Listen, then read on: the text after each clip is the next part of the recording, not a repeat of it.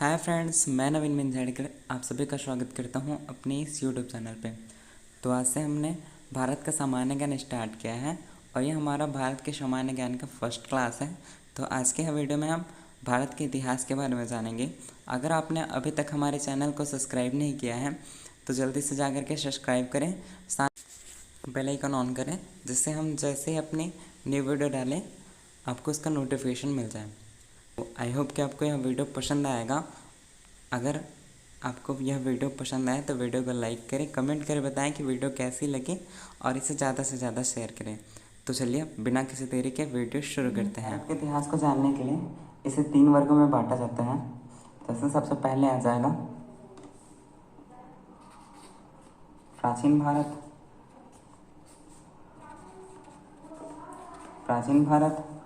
दूसरा मध्यकालीन भारत।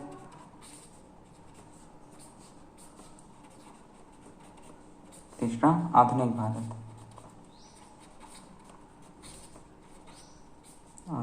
भारत।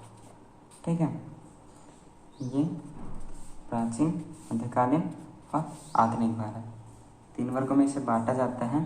तो सबसे पहले देख लेते हैं हम प्राचीन भारत के बारे में। प्राचीन भारत का सबसे पहले देखते हैं। तो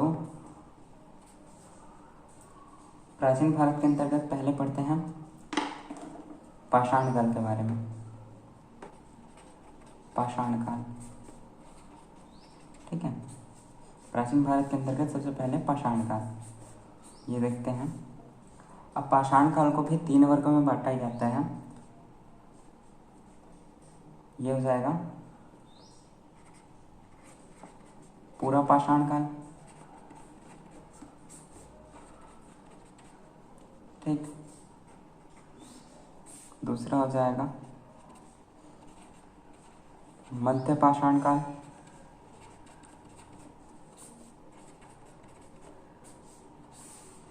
तीसरा हो जाएगा नवपाषाण काल।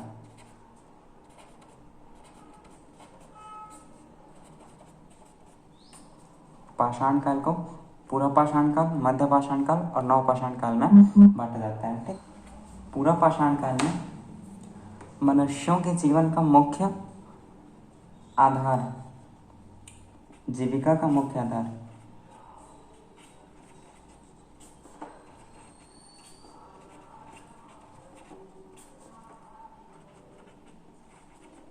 इनकी जीविका का मुख्य आधार था शिकार, ठीक है।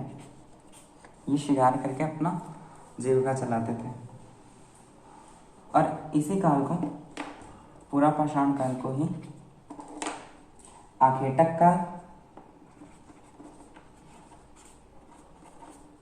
आखेटक या फिर खाद्य संग्राहक, आखेटक काल या खाद्य संग्राहक काल भी कहा जाता है। इस काल में इन्हें आग जलाने की जानकारी थी, बट उसका यूज़ वो नवपाषाण में करने लगे। मतलब आग का यूज़ वो नवपाषाण में करने लगे, ठीक है। आगे बताऊंगा। देख लेते हैं मध्यपाषाण काल के बारे में, ठीक है। तो मनुष्य द्वारा सबसे पहला पालतू पशु था,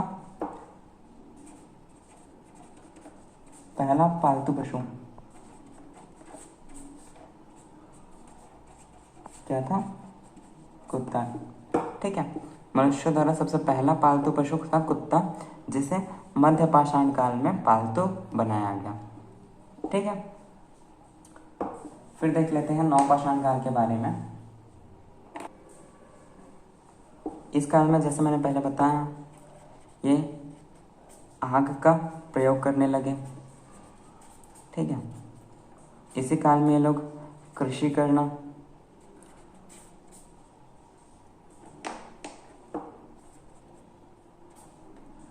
कृषि कार्य प्रारंभ किया, ठीक है। और कृषि कार्य करने की वजह से इन्हें स्थायी निवासी की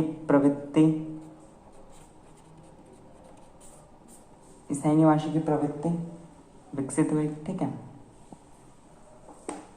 तो नवपाषाण काल में इन्होंने आग का प्रयोग करने स्टार्ट किया, कृषि कार्य प्रारंभ किया, जिससे इन्हें के स्थायी निवासी की प्रवृत्ति जागृत हुई। ठीक है, और ये जो कृषि करते हैं, कृषि करने का पहला साक्ष्य, कृषि कार्य का पहला साक्ष्य मिला हमारा, कृषि का पहला साक्ष्य मेहरगढ़ से। ठीक है, कृषि का पहला साक्ष्य प्राप्त हुआ मेहरगढ़ से। ठीक, और बिहार के चिरांद नामक स्थान पे हड्डी के औजारों के साक्ष्य मिले, हड्डी के औजार के साक्ष्य।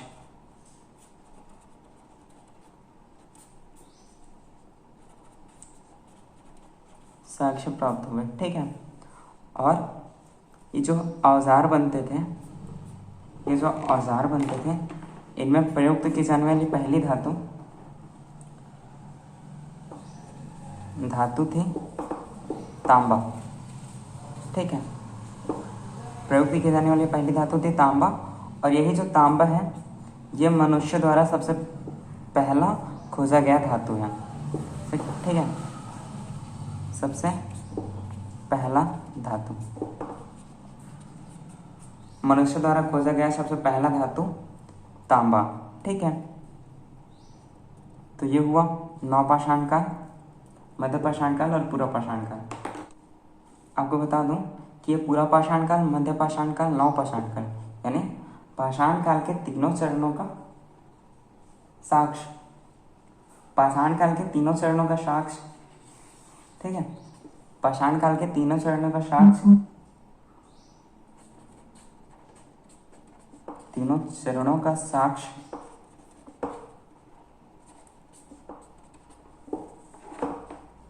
बेलन घाटी, बेलन घाटी इलाहाबाद, इलाहाबाद से प्राप्त हुआ पाषाण काल के तीनों चरणों का साक्ष्य। ठीक है, और भारत में पाषाणकालीन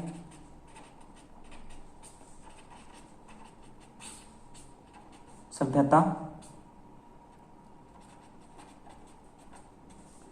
सभ्यता का अनुसंधान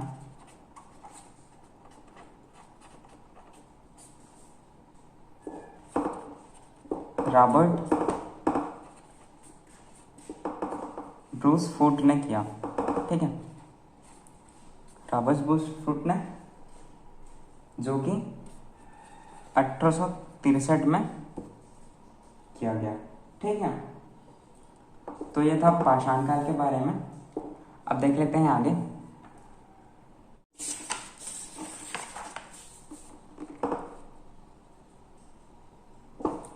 तो अब देखते हैं सिंधु घाटी की सभ्यता।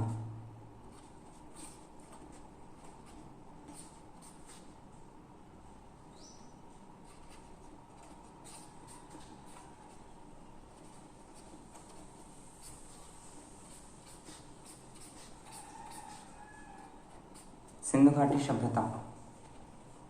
ठीक है, तो सिंधु घाटी सभ्यता की खोज 1921 में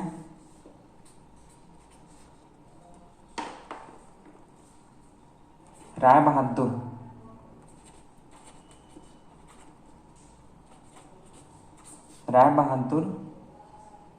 दयाराम साहनी,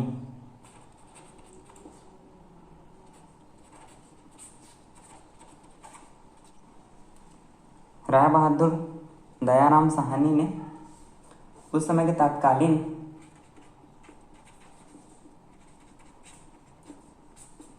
यानी उस समय के पुरातात्विक विभाग के निर्देशक, उस समय के पुरातात्विक विभाग के निर्देशक सर जॉन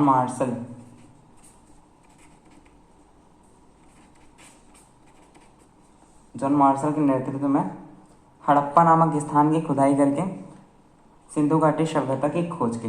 ठीक है, इसे ही हड़प्पा सभ्यता के नाम से भी जाना जाता है।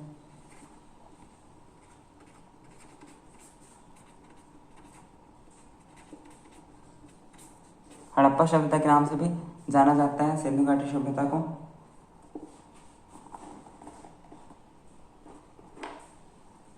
इसे ही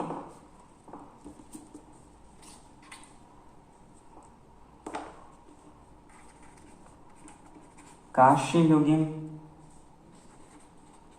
युगीन सभ्यता के नाम से भी जाना जाता है।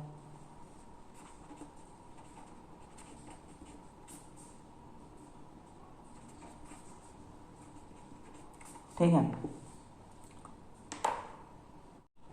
तो सिंधु घाटी सभ्यता की खोज 1921 में राय बहादुर दयाराम साहनी द्वारा उस समय के जो तत्कालीन पुरातात्विक विभाग के निदेशक थे सर जॉन मार्शल के नेतृत्व में हड़प्पा नामक स्थान की खुदाई करके सिंधु घाटी सभ्यता की खोज की, जिसे हड़प्पा सभ्यता भी कहा जाता है और काशी युगीन सभ्यता के नाम से भी जाना ही जाता है। ठीक है, फिर देख लेते हैं आगे।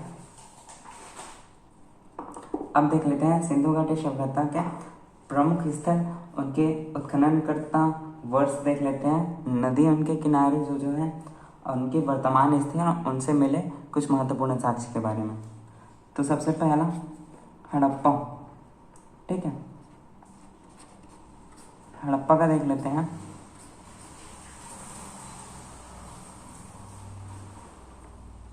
की खोज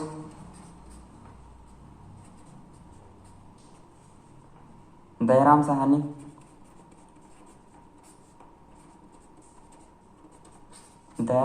ने कितने में 1921। ठीक है, दयाराम साहनी द्वारा 1921 में हड़प्पा सभ्यता की खोज हुई। ठीक है, और ये रावी नदी के किनारे है।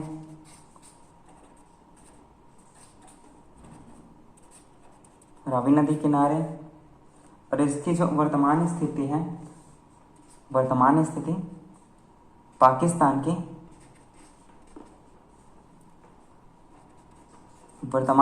पाकिस्तान का मांटगोमरी। ठीक है, पाकिस्तान के मांटगोमरी जिले में हड़प्पा की वर्तमान स्थिति पाकिस्तान के मांटगोमरी जिला।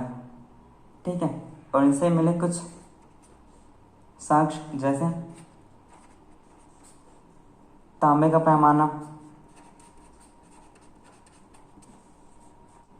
तांबे की इक्का गाड़ी,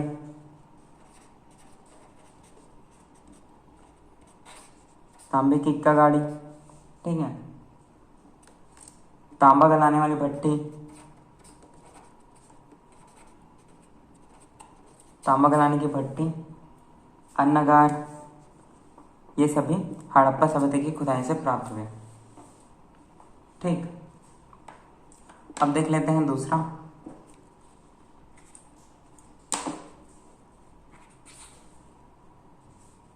मोहनजोदड़ो।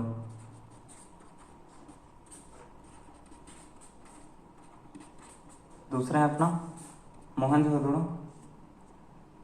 इसकी खोज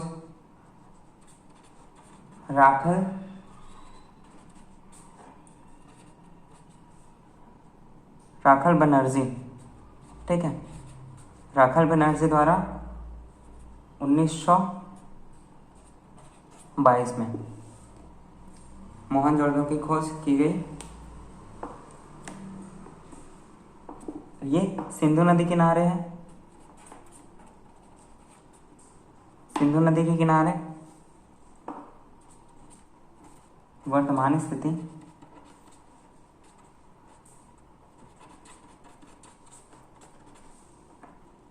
पाकिस्तान के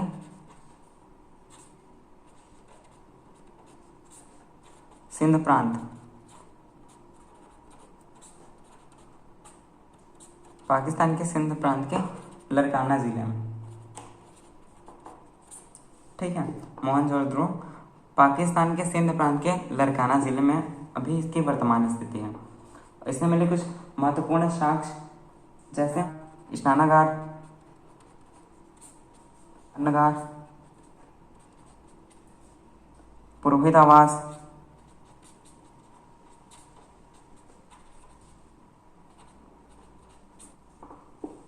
कांसे की नर्तकी,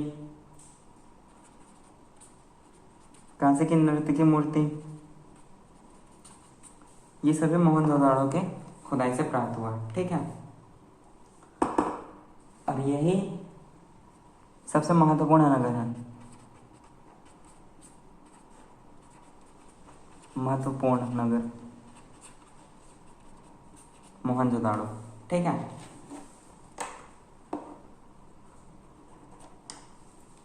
अब देख लेते हैं आगे।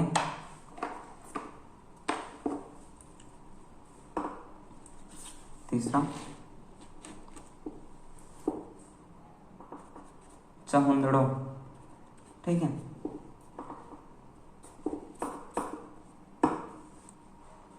इसकी खोज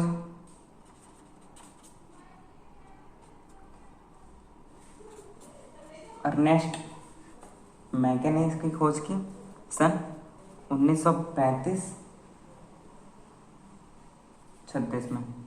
ठीक है, ये सिंधु नदी के किनारे है, सिंधु नदी के किनारे। ठीक, फिर देख लेते हैं आगे।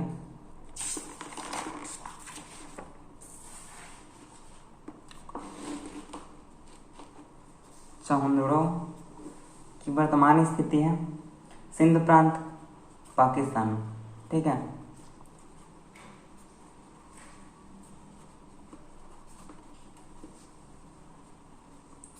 चहुंदड़ो की वर्तमान स्थिति सिंध प्रांत, पाकिस्तान में। और इनसे मिले साक्ष्य, प्रमुख साक्ष्य, मक्का बनाने का कारखाना,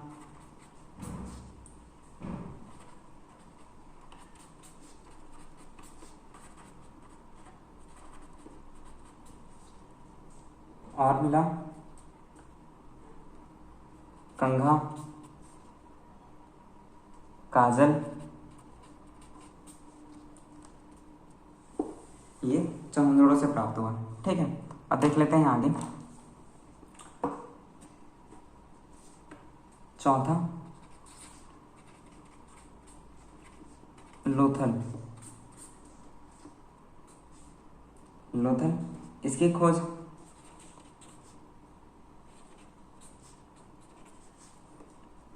रंगानाथ राव, रंगानाथ राव ने ये भोगवा नदी किनारे स्थित है। ठीक है, इसकी वर्तमान स्थिति है,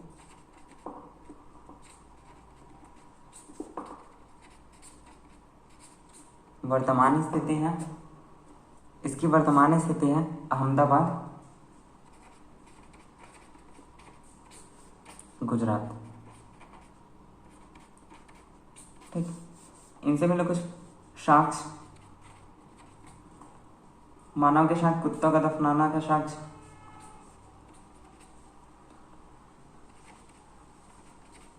मानव के साथ कुत्तों को दफनाने का साक्ष्य,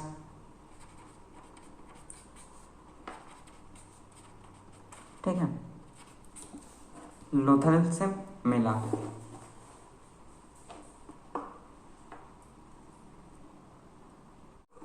और हाथी दांत का बना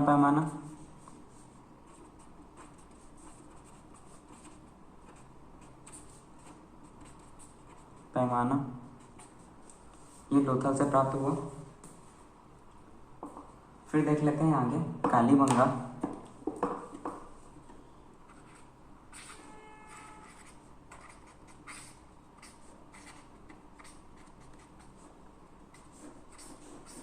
ठीक, कालीबंगा का खोज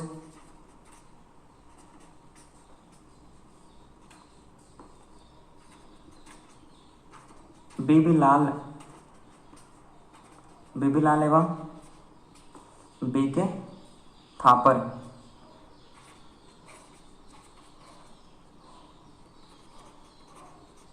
ठीक। खोज बेबीलाल एवं बीके थापर ने 1961 में किया। ये घग्गर नदी किनारे, ठीक है।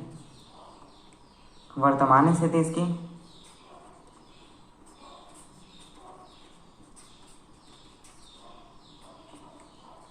श्रीनगर,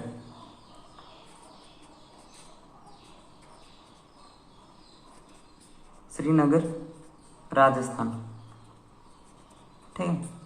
इनसे मिले प्रमुख साक्ष्य, इसमें मिले जूते हुए खेत, ठीक, पकी ईंट, अलंकृत फर्श, ये सभी कालीबंगा से प्राप्त हुए।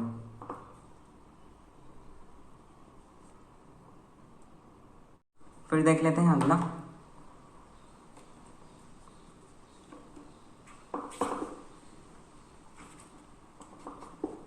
बनावली।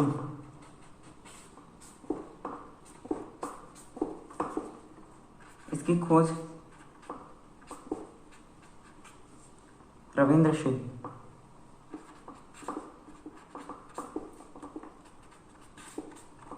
रविंद्र सिंह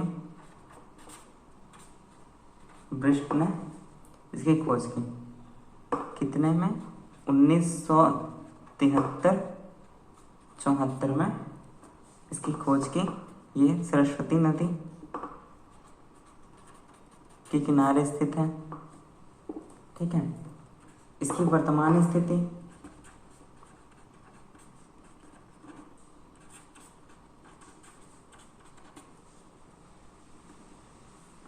हरियाणा का हिसार जिला,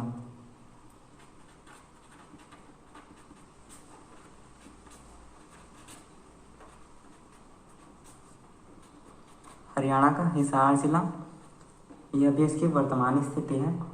इसमें मिले कुछ प्रमुख साक्ष्य, जिसमें मिट्टी का खिलौना मिला, मिट्टी का खिलौना, हल मिला, जौ मिला, मातृ देवी की मूर्ति,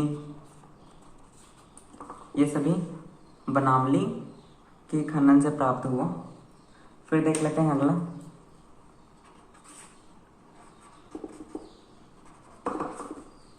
धौलीवीरा।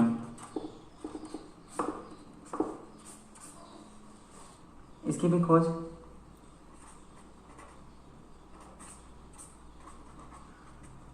रविंद्र सिंह ब्रिस्ट,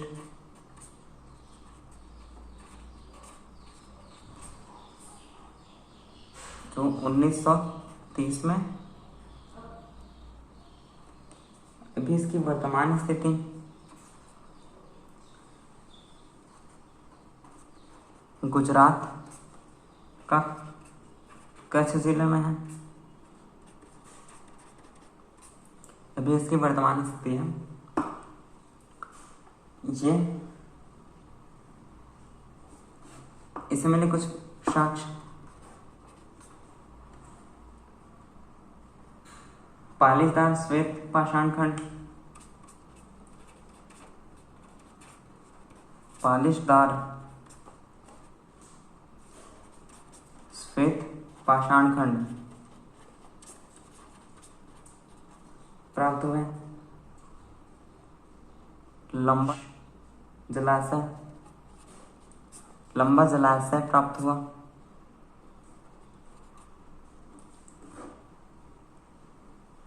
लिपिगत लेख प्राप्त हुए।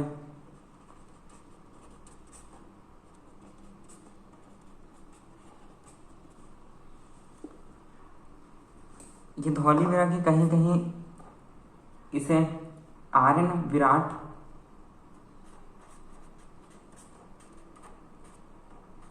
आर्यन विराट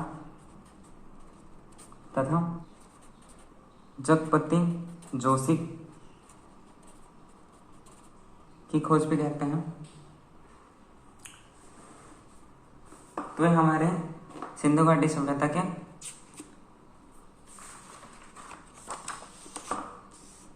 कुछ प्रमुख स्थल, उनकी वर्तमान स्थिति, उनसे जुड़ी हुई नदियाँ और उनके प्रमुख साक्ष्य कंप्लीट होते हैं यहीं पे। आई होप कि आपको यह वीडियो पसंद आया होगा। अगर आपको यह वीडियो पसंद आया, आपके लिए यह वीडियो यूज़फुल हो, तो वीडियो को लाइक करें, साथ ही हमारे चैनल को सब्सक्राइब करें ऐसे ही और वीडियो पाने के लिए। जल्द इसकी नेक्स्ट क्लास अपलोड कर दी जाएगी, बने रहिएगा इस चैनल पे। Thank you.